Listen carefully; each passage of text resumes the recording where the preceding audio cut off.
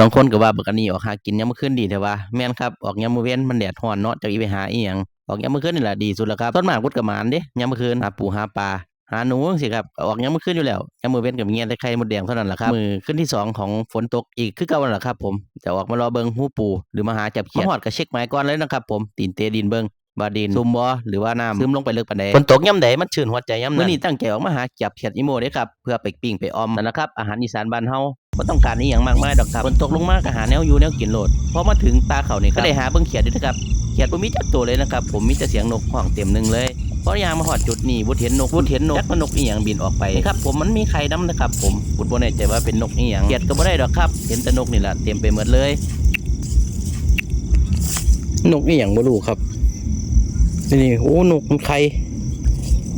ครับมันไข่โอ้เดี๋ยวอันนี้วุฒิต้องไปหาข้อมูลมั้งครับว่าเป็นนกอย่างวุฒิบ่แน่ใจคือกันครับว่าเป็นนกอีหยัง